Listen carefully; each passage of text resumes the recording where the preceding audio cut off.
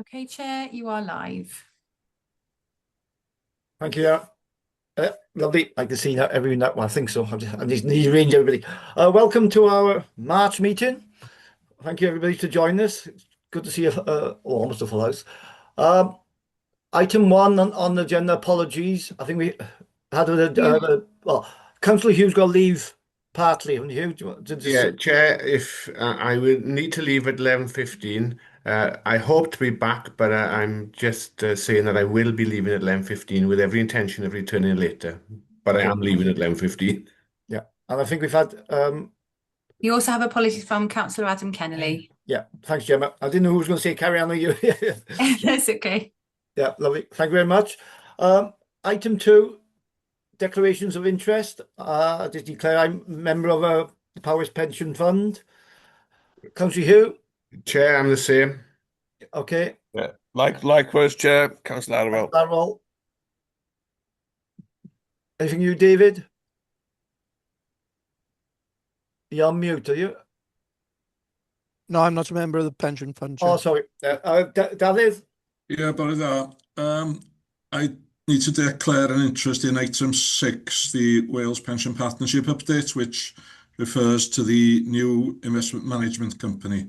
Some of you might have heard that the 8 funds representatives have nominated me to be a shareholder representative, non-exec director on the board of the new company.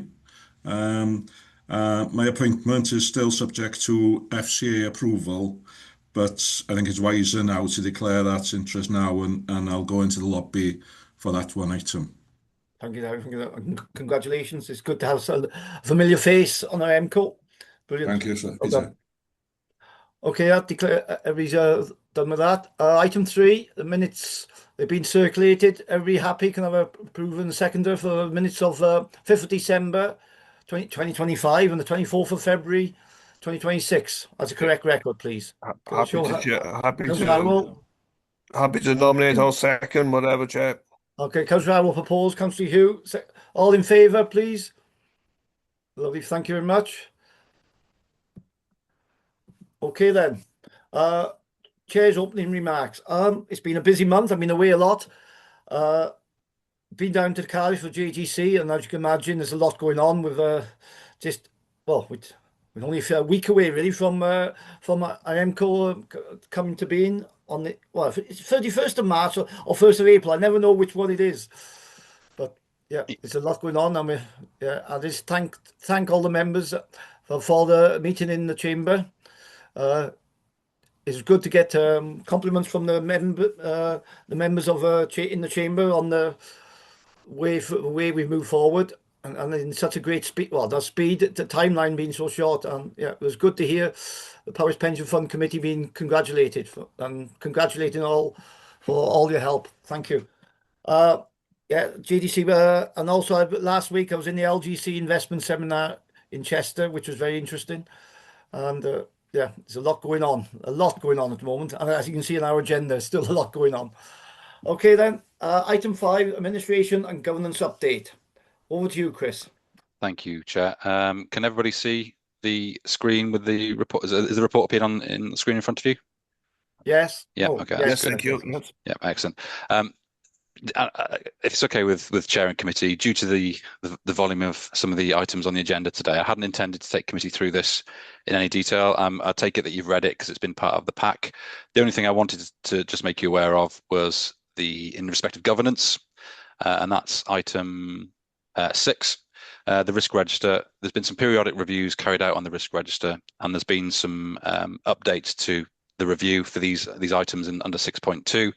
No changes to scores, no changes to wording of the risks. It's literally just to let you know they've been through their periodic review. It is the intention over the next few months to sit down with the new governance officer to look at the risk registers in more detail.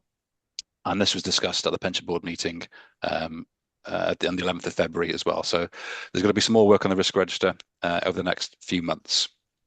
The only other item to make committee aware of is the fact that there's been no new breaches recorded since we last met. So other than that, I'm happy to move, if committee are happy to move straight to questions, if that's okay, Chair. Okay, thanks, Chris. Any questions? We're happy to note then. Can I have approval and seconder to note this Yep. report, please? Thank Yeah, you. happy Chair. Thank you, Harold. Can I have a seconder, please? Thank you, Hugh. All are happy? Great. Thank you very much. Lovely. Thank you. Item 6. To see report regarding the WPP update, partnership update. Over to you, Chris. There's three. Thank There's one for noting report and two for approval, I think. There is, yeah.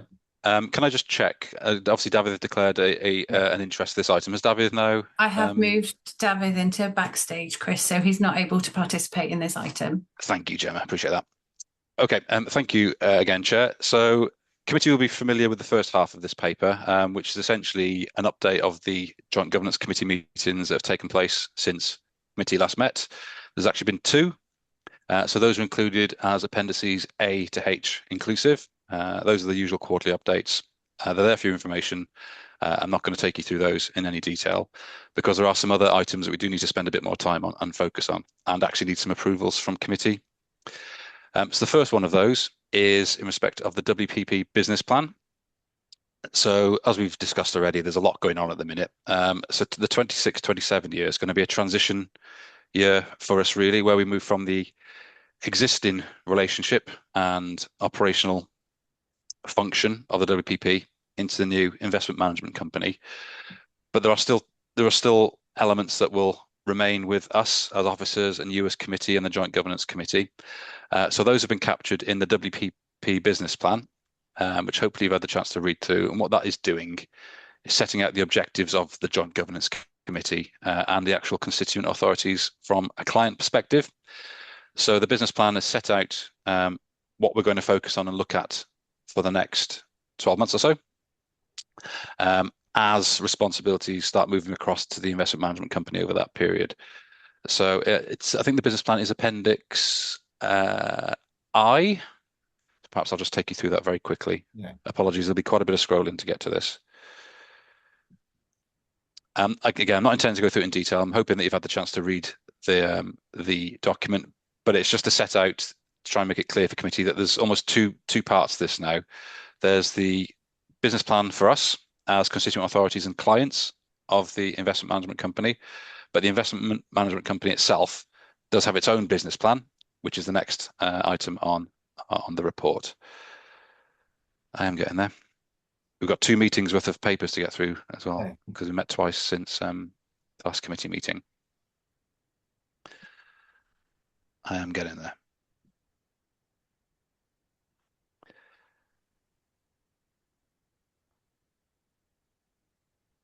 Okay. That's the responsible investment policy. We'll come on to that in a second. So here's the actual business plan for us as clients, which is the Joint Governance Committee and the officers I talked about. Not going to go into too much detail, but it does set out the objectives. The key thing to look at, I think, is page 7 of the actual business plan. This is the objectives that we're going to work on over the next 12 months. A lot of it is been rolled forward. It is familiar from previous business plans, but because there's such a change in the governance structure, it was clear that we needed to be set out some clear objectives for us all. So the budget there, you'll see the budget is actually reducing because the amount of work is now being transitioned across to the investment management company. The budget for running the client side of the WPP is reducing, and we'll probably see that change over time as well. I must have skipped over the objectives of my frantic scrolling. Here we are. So page 139 of the pack is just setting out what the objectives of the WPP will be looking at in respect to client authorities over the next 12 months or so. That's ensuring that we comply with the Fit for the Future legislation. You're more than familiar with that now. A new key one really is to ensure appropriate and collective oversight of the investment management company. This is brand new, so part of our responsibility will be to make sure that it's doing what we need it to do, both as clients and shareholders. So there'll be a lot of focus on that. There'll be collective considerations on reserve matters, which is things like including senior appointments, removal of directors, etc. It's ensuring that there's collective oversight of the service delivery to us, which will include things like investment performance, costs, effective implementation services, quality of advice, and implementation of the RI policy. So those are the items that we've identified that we really need to look at and give priority to over the next 12 months. And consider opportunities for investment in Wales. Part of the remit of the investment management company, as you will have seen if you've had the chance to read, is the expectation from the government to deliver on local investment. That's a big part of what the investment management company is going to try and do, and what the government wants us to do as Fit for the Future. So it's considering those opportunities as they're presented to us by the investment management company, and then specify a common responsible investment policy for implementation by the investment management company as well. So those are the objectives of the business plan for the WPP. This has been approved by the Joint Governance Committee at the meeting in March. So as part of the governance process now, it does need to be approved by each local committee. So the next steps are essentially over to committee now to make sure I'll ask any questions they might feel are appropriate about the business plan, and we're looking for approval of that business plan for the 26-27 year. So hopefully that's captured what the plan is in terms of the objectives and whatnot. So happy to take any questions now, Chair. Karina? Sorry, could you please just go through it again? Our role is now to monitor, because Peter is our representative. So what is the work we do in the background? So in the new world, we call it that, the committee's main responsibility is setting the investment strategy. So these meetings will spend a lot of time focusing on the objectives and the strategy for the fund.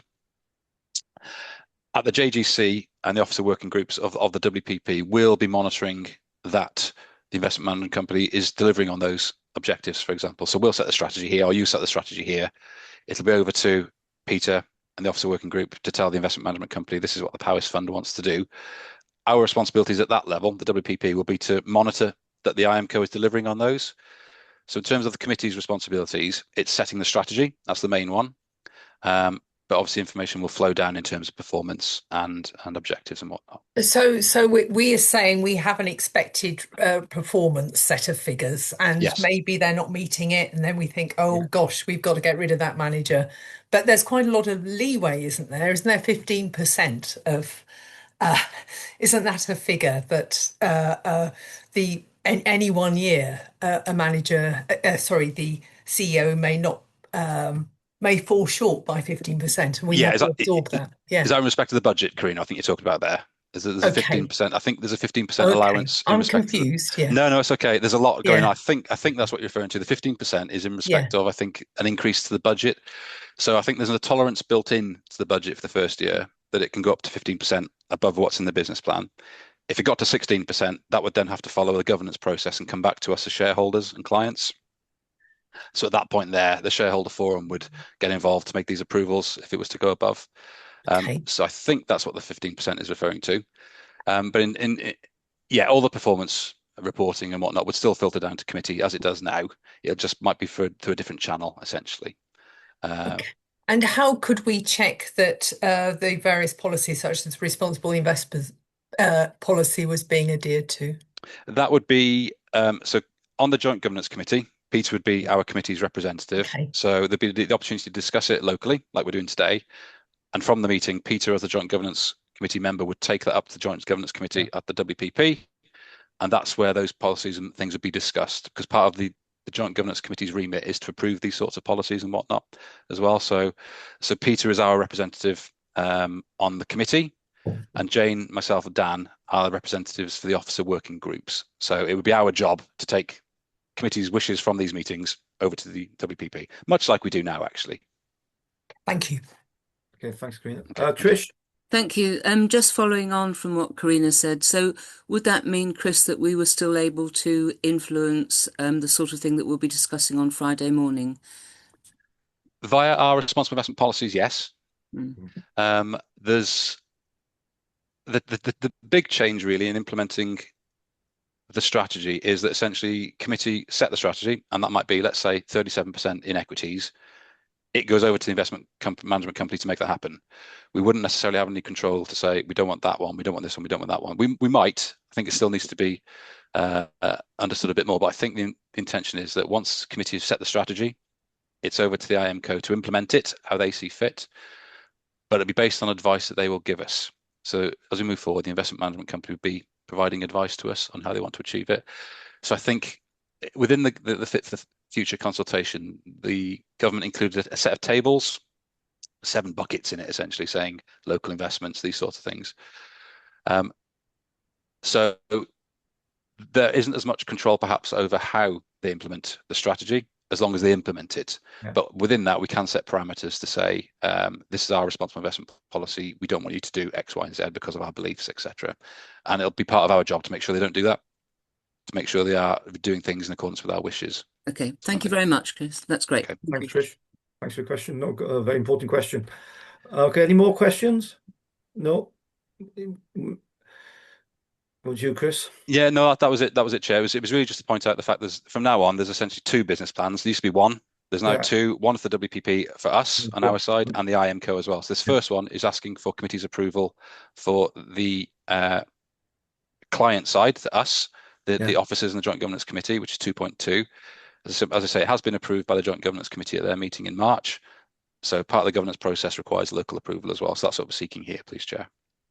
So what, are you improved just the one plan now, or just? And I'll move on to the IMCO one separately after this, Chair. so? That's Can okay. I have a short so we propose a second for Arrow for the Yeah, happy, Chair. WPP business plan? Get this right. There's 3 reports here. Yeah, can I second it, please? Yeah, thank you, Karina. All happy? Okay, lovely. Thank you very much. Carry on, Chris. Thank you, everybody. So I've touched on this a couple of times. 2.3 is looking at the investment management company side now. They have to set out a business plan, and we as shareholders and clients have to approve it. So the Chief Executive has set out the business plan for the first year, which is included as Appendix L, but we're covering letter as Appendix K. And this is setting out their objectives in this transitionary year. I think we have to accept that this first year or 2 is going to be quite a bit of transition across the new world, but it is the intention of the IMCO to set a more longer term business plan in future, because the nature of investments, they tend to be longer term as well. It's not a short term focused sort of industry. So oh, there we are. It says in that bullet point there. So in this one here, there is a 5-year business plan that will be produced before the 1st of April 2027 to cover the next 5 financial years. So this is very much an interim one. And it's setting out the IMCO's objectives over the next 12 months. So I don't know if anybody's got a page number, but I'll try my best to scroll down as quickly as I can to it again.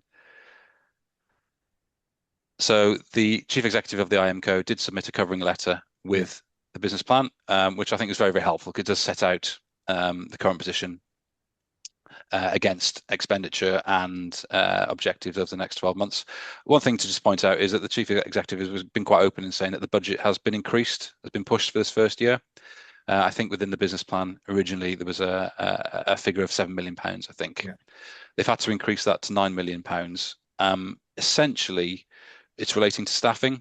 They've identified that there's some issues that need resolving now.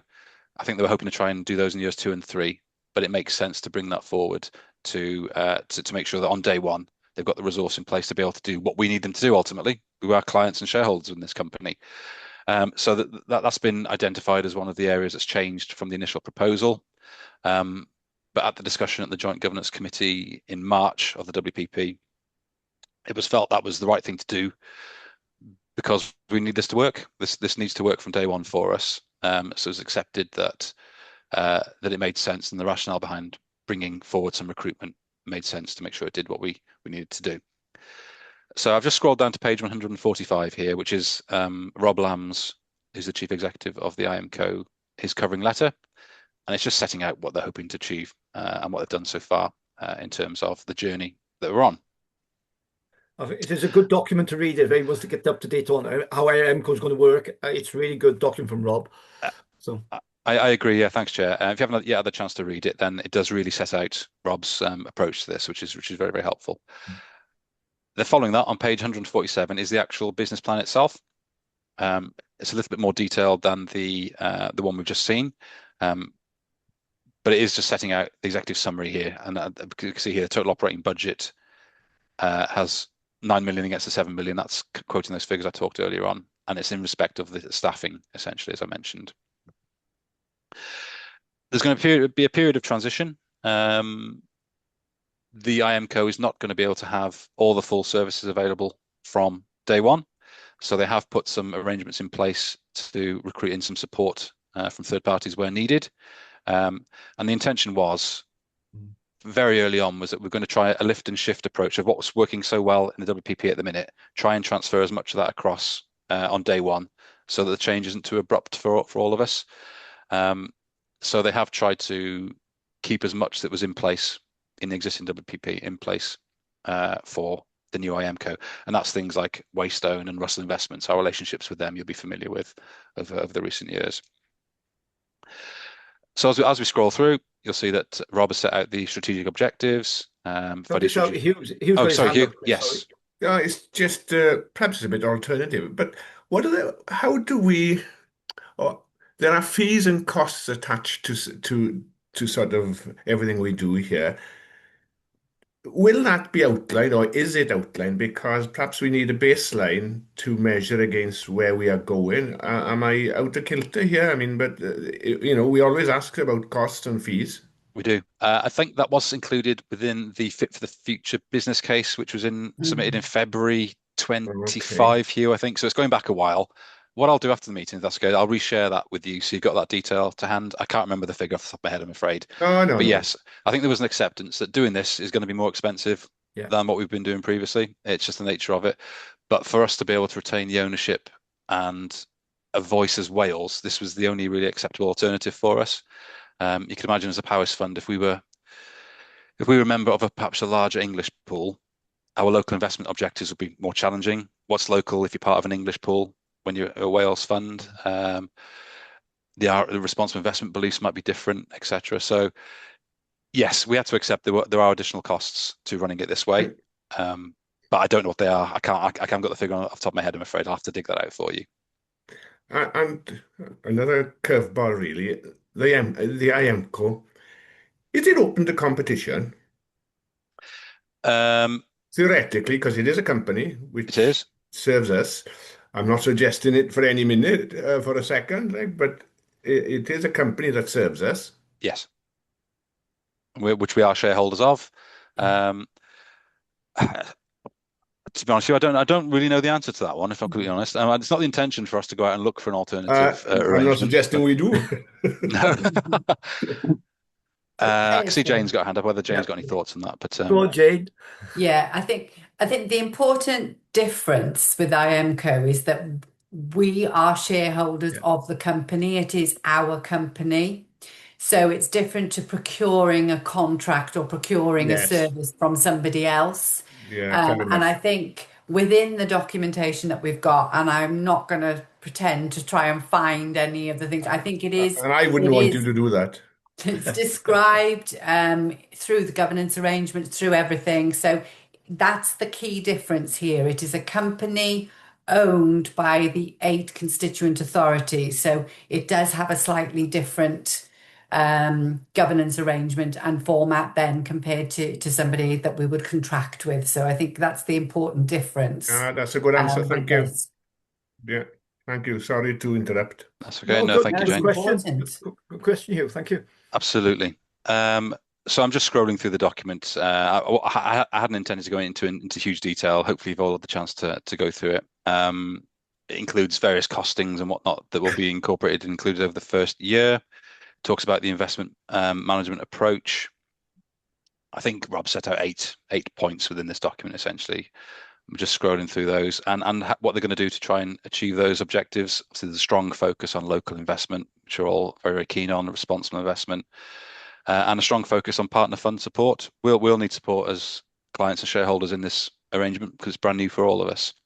So within the business plan, it's set out how it's going to do that. There's then a focus on the operations and staffing, what the IMCO is going to try and do over this year. And there's some figures there in terms of the staffing proposals and plans that they're looking to try and achieve by the end of the year. The key appointments have already been made, and that's the important part. For the FCA, Financial Conduct Authority application, there needs to be certain posts in place. Those have been recruited into, things like the chief executive and I think a chief investment officer, a risk manager, those sorts of things. They've all now been appointed into, and the next layer of staffing is being worked through. Head of operations, for example, I think the HR and communications have all been appointed. So there's quite a lot of recruitment going on within the WPP IMCO at this point in time, and this section is covering that. Risk management compliance, obviously very, very important to us and to you as a committee. Oh, David, I can see your hand is up. Sorry, David. Yeah, just some clarification. Chris, you said earlier that the staffing cost was 7 million and going to increase to 9 million.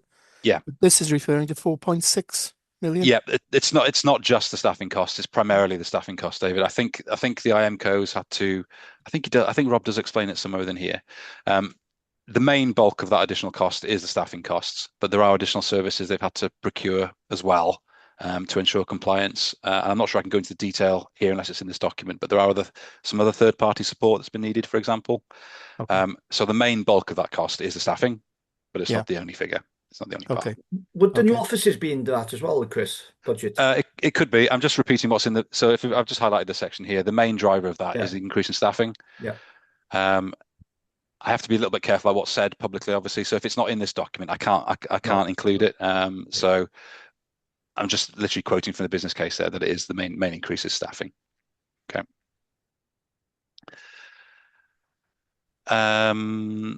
So then it takes on to risk and how we'll manage the risk, obviously regulatory risk, budget compliance and cost management risk, etc. So hopefully this is a useful document for you as a committee to understand what the focus of the IMCO will be over the next 12 months. I certainly found it a very, very useful document when I was presented with it. And obviously very important to us as well. One of the main focuses will be on responsible investment. And I'll come on to that. I realise I've skipped over an item on the report shortly. One of the main focuses of work over the next 12 months will be the development of a responsible investment policy for the IMCO. As 8 funds within this entity, there might be 8 different approaches to responsible investment.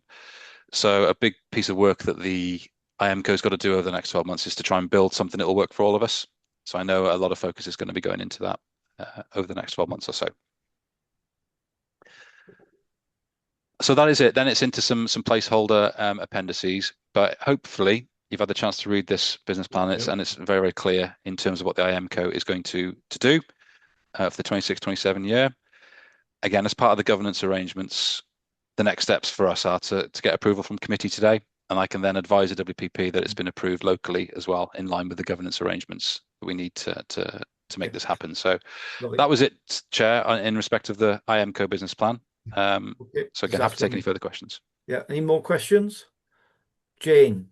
Just not a question, but just to point out that obviously the chief exec or representatives from the company will come to committee to give you updates as well. So I'm not sure if that's actually in the detail here, but you will be able to question and challenge them around performance and everything else at certain points as well. So just to feed that in, I thought that might be useful for you to hear. Yeah, because Rob Lamb, when we met him, he came up to Llandon. He said that, didn't he? He wanted to.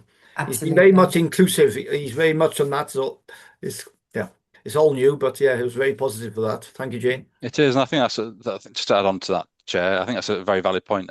We are clients and shareholders of this company, so if we feel we need some contact with them, they will come and speak to committee at our request. So yeah, it's one option available to us. Okay. So you're happy to approve WP Investment Management Company business plan, please. Our role proposer, seconder, please. Yeah, happy to propose, Chair. You're all happy? You're all happy? David? Yeah, lovely. Thank you very much.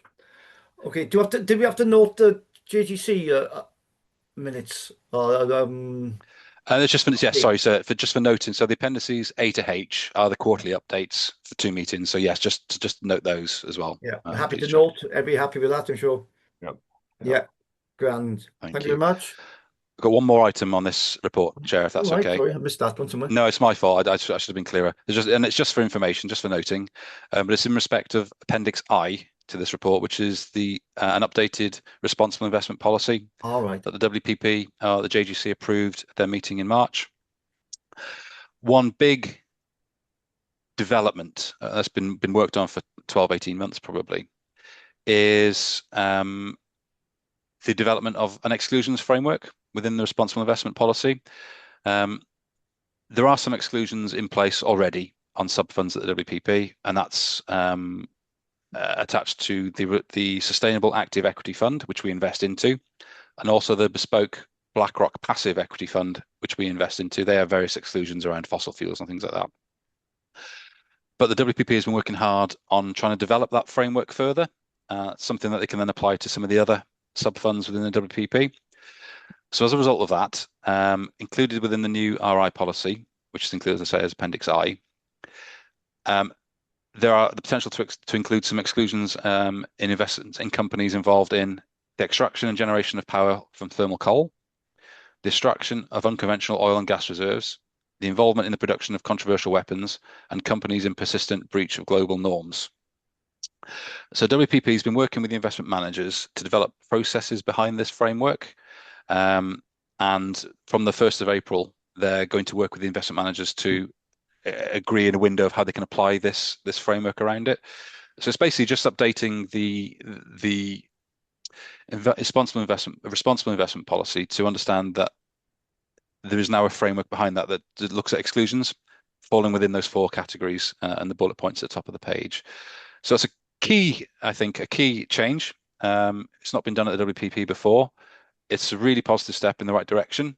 And I think, as it was acknowledged at the Joint Governance Committee, this has taken a lot of work to get to this point. It's very, very complicated. Implementing it is very, very challenging and complicated. But I think it's accepted this is a really positive first step in getting this framework off the ground and up and running. So it's just to make committee aware that that was approved at the Joint Governance Committee, and we'll want to consider how we implement that within our own responsible investment policies as we move forward. So what I was going to do, I was going to have a look at our own responsible investment policy and see whether what changes we might need to make and bring that back to committee at the appropriate time. Okay, Errol. Yeah, well, I think what's just been said now. Well, we've been working on that score for the past probably 10 years, haven't we? Really, we're looking to de-invest from, probably the 4 categories you've mentioned there, Chris. To be honest. Yes, no, thanks, Sir. Well, it's been a really positive step forward. It's taken a lot of work to get here, a lot of meetings, a lot of discussion. I think it's a positive first step. And the fact that we now have this framework in place, it's setting out some parameters we can operate within. So it's helpful. Yeah. David? Thank you, Chair. Well, Chris, what's classed as a controversial weapon? I might need some support from our colleagues at Aon on this one. Because personally, I think my view would be, and it's an extreme view perhaps, but any weapon is controversial if it can cause harm. But it's in a definition, David. I think you're right. I think cluster bombs and such things have been quoted to us. Yeah, there'll be a definition somewhere that's attached to that. So perhaps if you can leave that with me, I'll pull that definition out for you and send that over to you. This has been created in collaboration with the responsible investment experts at the WPP's oversight advisor. So let me ask that question of them, and I'll get that definition across to you. If it's helpful, I can provide a very quick summary from the investment side. So I think typically it's a type of weapon that doesn't discriminate between people who are actively involved in fighting and, say, civilians. So it would be something like anti-personnel mines, chemical weapons, cluster munitions, biological weapons. That's typically the definition, but there will be a actual definition out there. Thank you, Luke. That's helpful. Yeah. Thanks. Yeah. Thanks. So that was just, sorry, Hugh, you got your hand up, I think. Yeah. Can I add to what David says with the next line? What is persistent breach of global norms? How do you describe that? There is, again, this might be one for Luke to support me on, I think, on this one. But essentially, it's a list of companies, I think, that appear on various lists, UN lists, for example, Hugh. And I think if they're found to be persistently breaching, we've now got the scope within this framework to say, actually, they keep triggering a parameter or a trigger. We're going to decide to disinvest from that. I guess part of the committee's preferred approach is engagement with companies, try and improve practices and whatnot. I think if we're seeing that there's a breach of a global norm and improvement isn't seen, this framework now gives us the opportunity to say, look, we've given you the chance to improve. You haven't improved. Therefore, under this framework, we can now say we're gonna exclude you from our investment portfolio. Maybe that hasn't specifically answered what the global norms is, but I think No. it's in respect of various lists that we see companies appear on. We've seen that recently, I think, with perhaps some of the Israel and Gaza lists that we've seen presented to us, for example. Okay. Jane? Just to pick up on that, I mean, this could be across a number of different areas. So it could be social impact, it's environmental impact, it can be all of those things. So it'll be where and global norms, as we know, change over time as well. So I think that's why it's worded in the way it is, because it covers such a breadth of things and because it changes. But this will ensure that we keep that review continually and respond accordingly. So I think that's why it's vague to the degree that it is in this, but there's a lot behind it and a lot to consider behind it, obviously. Okay, thank you. Okay, thank you, Jane. Do you have to note these? Yes, so I'll just flash the recommendations up on screen here, Chair. So essentially, it's to note the updates from the JGC meetings. It's to note the updated responsible investment policy, and then to approve the business plan for both the WPP and the AMCO, which I think we've already done actually. So it's just a note. The only one we're missing, I think, is just noting the updated RI policy. Yeah. Are you happy, members? Yeah. Second, please. Arrow. Yeah. Second, please. Seconder. Yeah, thank you. All happy? Okay, Councillor Hughes seconded. Thank you, David. Is that a question or your hand up, David? That was the hand up, Chair. Lovely, thank you. I know we should be using our hands up, but Hugh, your hand doesn't work today, does it? Hugh? Yes, it does at the minute. Oh, right. Oh, okay. I'll do it in the hands then. Right, yeah. Yeah, proper hands, the yellow ones. Lovely. Thank you very much. Yeah, here's a long bit I gotta say now, so I just can't find it. I've lost me. Bear with me. I got too many screens up. Okay then, thank you. Item 7, exempt item. The monitoring officer has determined that category 3 of the access to information procedure rules applies to the following items. His view on the public interest test, having taken account of the provisions of Rule 14.8 of the Council Access to Information Rules, was that to make the information public would disclose information relating to the financial or business affairs of any particular person, including the authority holding that information. These factors, in his view, outweigh the public interest in disclosing this information. Members are asked to consider these factors when determining the public interest, which they may decide when considering excluding the public from this part of this meeting. Okay, glad to see David's back. Can I have a proposal seconder for this, please? Can you repeat all that, Chair, again? No, I'm happy to move to competition. Thank you very much. It's always the part I hate is reading the tongue twisters. Can I have a seconder, please? So, yeah, lovely. Thank you. All happy?